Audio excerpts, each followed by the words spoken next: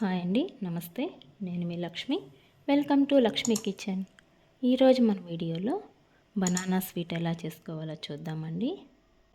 మనకు ఇంట్లో ఉండే వాటితోనే చాలా సింపుల్గా మంచి టేస్టీ అయిన స్వీట్ చేసేసుకోవచ్చు.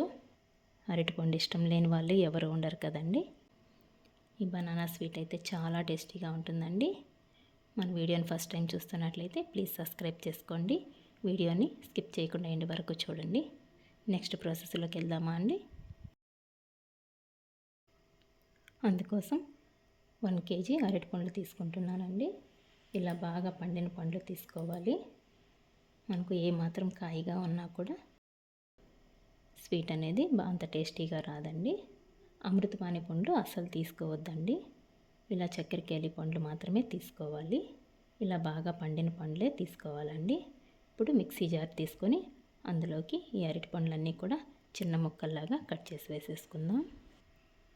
ఇలా మీకు వీడియోలో చూపిస్తున్న విధంగా ఇలా అన్నీ కూడా కట్ చేసుకొని వేసుకోవాలండి.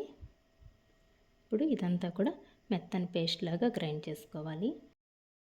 ఇలా మెత్తని పేస్ట్ లాగా గ్రైండ్ చేసుకోవాలండి. ఇలాగే అన్నీ కూడా సేమ్ గ్రైండ్ చేసుకోవాలి.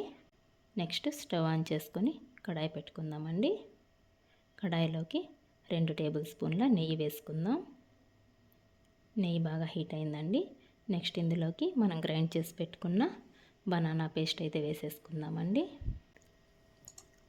మంటని మీడియం ఫ్లేమ్లోనే పెట్టుకొని ఇదంతా కూడా కలుపుతూ కుక్ చేసుకోవాలి. ఇలా 30% కుక్ అయిన తర్వాత ఇప్పుడు ఇది పక్కన పెట్టేసుకొని ఇప్పుడు ఒక గిన్నె తీసుకుందామండి. అందులోకి 250 గ్రామ్స్ వరకు బెల్లం తురుము తీసుకొని వేసుకుంటున్నానండి. ఇప్పుడు 1/2 కప్పు వాటర్ వేసుకుందాం. ఈ బెల్లం అంతా కూడా కరిగేంత వరకు కలుపుతూ మనకు బెల్లం కరిగితే సరిపోతుందండి. పాకం అయితే ఏం రావాల్సిన అవసరం లేదు.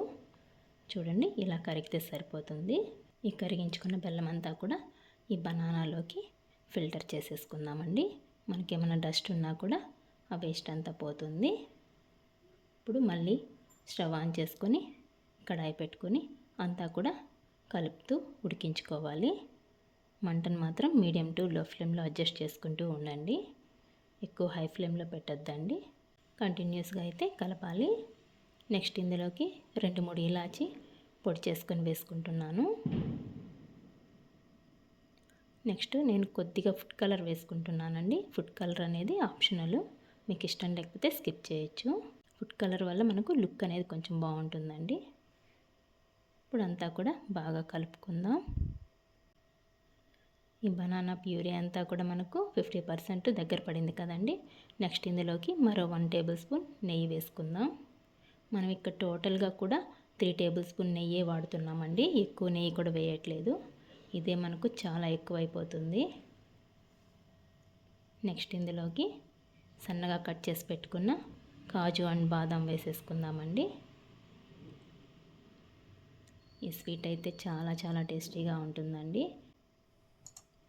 ఇది మనకు 15 డేస్ వరకు నిల్వ ఉంటుందండి. ఫ్రిడ్జ్లో స్టోర్ చేసుకున్నారంటే 1 మంత్ వరకు కూడా ఫ్రెష్గా అలాగే ఉంటుంది. చాలా చాలా బాగుంటుందండి. ఇదంతా కూడా ఇలా ప్యాన్కి సపరేట్ అయ్యేంత వరకు బాగా కలుపుతూ ఫ్రై చేసుకోవాలి. ఇలా కలుపుతూ అయితే ఉడికించుకోవాలండి. చూడండి, ప్యాన్కి అంతా కూడా సపరేట్ అయిపోయి మనకు ముద్దలాగా వచ్చేసింది కదండి. ఇప్పుడు మనకు బనానా స్వీట్ అయితే రెడీ అయిపోయింది. ఇప్పుడు స్టవ్ ఆఫ్ చేసేసుకుందామండి. ఇప్పుడు ఇదంతా కూడా బటర్ పేపర్ కొద్దిగా నెయ్యి రాసుకొని అందులో వేసేసుకుందామండి. మీ దగ్గర కనుక బటర్ పేపర్ లేకపోతే ప్లేట్కి కొద్దిగా నెయ్యి రాసుకొని వేసేసుకోండి. ఇప్పుడు అంతా కూడా చల్లారి పెట్టేసుకోవాలండి. పూర్తిగా బాగా ఆరిపోయిన తర్వాత మనం పీసెస్ లాగా కట్ చేసేసుకుందాం. ఇదంతా చల్లారడానికి మనకు 2 అవర్స్ దాకా పడుతుందండి. మీకు త్వరగా కావాలనుకుంటే కాసేపు ఫ్రిడ్జ్లో పెట్టుకున్న త్వరగా చల్లారిపోతుంది. ఇప్పుడు మనకి ఏ షేప్ కావాలో ఆ షేప్లో పీసెస్ లాగా కట్ చేసేసుకోవాలండి. నేనైతే స్క్వేర్ షేప్లో చేస్తున్నాను. ఇందులో మనం షుగర్ కూడా వాడట్లేదండి. బెల్లంతోనే చేసుకుంటున్నాం కాబట్టి ఆరోగ్యానికి కూడా చాలా మంచిదండి. తీపి తినాలనుకునే వాళ్ళు ఇలా చేసుకొని తిన్నారంటే చాలా చాలా బాగుంటుంది. చూడండి ఎంతో టేస్టీ అయిన బనానా స్వీట్ అయితే రెడీ అయిపోయింది. చాలా టేస్టీగా చాలా బాగుంటుందండి. మీరు ఒకసారి ట్రై చేయండి. మీకు ఎలా వచ్చిందో కామెంట్ చేయండి. నా వీడియోస్ కనుక మీకు నచ్చినట్లయితే ప్లీజ్ లైక్ చేయండి. మీ ఫ్రెండ్స్ అండ్ రిలేటివ్స్కి షేర్ చేయండి. మరిన్ని కొత్త వీడియోస్ కోసం మన ఛానల్ని సబ్స్క్రైబ్ చేసుకోండి. థ్యాంక్స్ ఫర్ వాచింగ్ అండి.